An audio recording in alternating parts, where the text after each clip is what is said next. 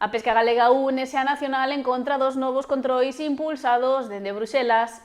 Os profesionais apuntan que a meirande parte das normativas son imposibles de cumprir e mobilizaranse para amosar o seu rexeitamento. O 10 de xaneiro foi unha data clave para a pesca, xa que se introduciron novidades e os profesionais están inmersos na nova era digital aprobada pola Unión Europea no 2023. Nesta ocasión son os barcos de entre 15 e 12 metros os que se incorporan á xeolocalización e o diario electrónico, polo que dende xa deben anotar e pesar todos os peixes que capturen, ademais de avisar con 2 horas e media de antelación a súa chegada a porto. Medidas que se implantan de forma progresiva no regulamento de control de pesca e que o sector non ve aplicables.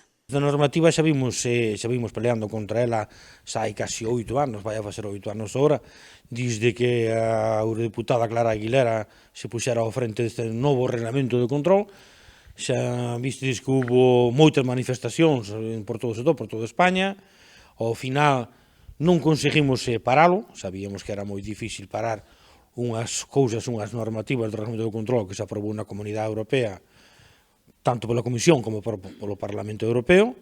Sí que se conseguiu rebaixar algunhas cousas que estaban mal, pero ao final implantaron, sabíamos que estaba implantado e sabíamos que iba a chegar o día, non? O que si non contábamos tampouco que este novo reglamento que se nos aplica agora, o tema do DEA, que iso trae unhas consecuencias, como se traía antes, o que é a previa antes de entrar en puerto, os pesajes e todo eso. Lamenta que inclúa aspectos imposibles de cumprir polos profesionais, xa que sinala que son inviables de aplicar pola forma de traballo que ten o sector en Galicia e en España. Agora chegou o día, levamos xa unha semana de conversacións por videoconferencia con todas as cofradías de España. Aquí é nacional, a Federación Nacional que vai encabezou toda esta problemática que se leva agora, comunicando a través das cofradías. E levamos varias reunións, varias telemáticas, onde esta última, o viernes, estábamos conectadas 89 cofradías, a parte de OPEs e outras asociacións que tamén estaban interesadas no tema. O que si acordamos foi falar ao acabar a reunión que tivemos en Madrid, co tema da cabala, polo tema do reparto da xarda, pois Basilio, que iba a estar, o presidente nacional, que iban juntos, que iban a estar presencialmente lá en Madrid, pois que falaran que a Secretaría General de Pesca por o tema isto do DEA. E fixouse unha reunión co Ministerio de Pesca que se desenvolverá o vindeiro 22 de xaneiro. O sector xuntarase esta tarde para estudar os seus movementos, xa que polo momento teñen que cumprir estas normas. Intentemos facelo, nós deixamos que vai ser cousas que van a ser casi imposibles, e, o que non sea imposible, nas observacións que se poñen, que se teñen que retransmitir, hai que poñer o que hai que poñer, que é imposible, o que non seas capaz, para que se dian todos de conta de como é iso, Polo menos hasta o día. Falamos tamén de parar a flota, toda España.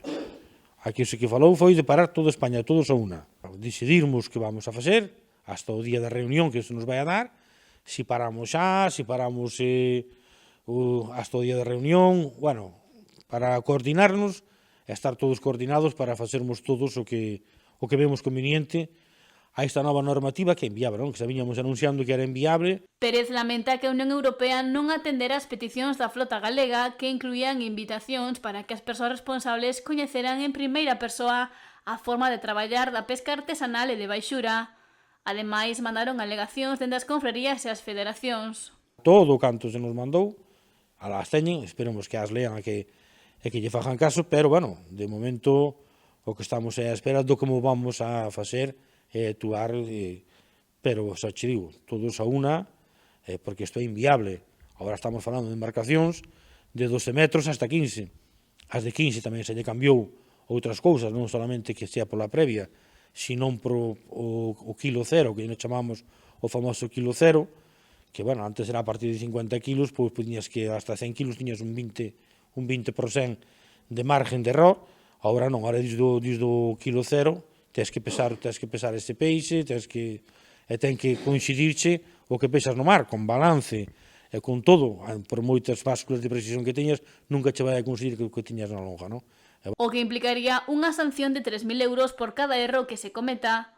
O presidente da Federación Galega de Confrarías sostén que é unha cuestión complexa que afecta aos profesionais pola imposibilidade de cumprir a normativa. Se empezamos polo tema da previa, estamos falando de que foi unha ordenanza que se fixo para barcos que se botan máis de 24 horas ao mar, que son po que se empezou a facer esta previa, e nós estamos falando de barcos que están mismo detrás do muelle, traballando aquí no medio da ría, que están a 5 ou 10 minutos do puerto, non? Iso sería inviable totalmente. Outras, por outra parte, hai barcos que están traballando, por exemplo, por poñer un barco das vetas que ás veces lle malla moito albacora ou lle malla moito xurel, teñen chegado a terra cos aparellos a bordo e ainda ter que desmallar. Entón, non podías entrar en puerto hasta que ti declares o peso exacto das capturas que traes. Eso sería inviable totalmente.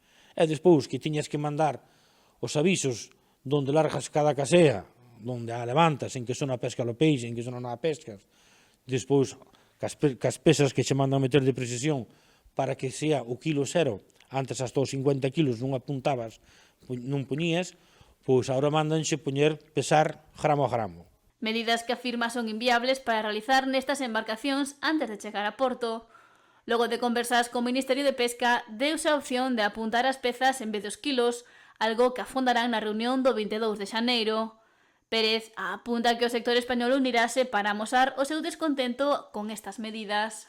Para que o goberno se dé conta que non é que non queremos facelo, é que é imposible, é inviable. Estamos cansados de dicilo, digo eu, como representante, ou digo outros patróns maiores, dincho os mariñeiros día a día, estas chamadas de todos os días, e nós chegamos á conclusión que é inviable. É inviable non, imposible.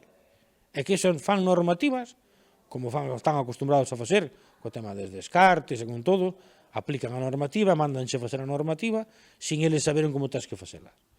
Entón, estamos no punto de sempre, eles a mandar, o que se está a xente cansando, destruindo flota, non queren saber nada do mar, porque isto problema que ten, ainda estamos falando de barcos de 12 metros, que é imposible, son barcos que teñen ainda un pouco de eslora, pero dentro de 2 anos empeza a normativa para barcos de 9 a 12 metros. E no 2030 empeza de 9 metros hasta 5 metros para baixo. Embarcacións máis pequenas nas que sería aínda máis difícil aplicar estas medidas. O sector únese para amosar a súa contrariedade e hoxe arrancaron as protestas en Cambados e no Grove cunha concentración e a parada da actividade.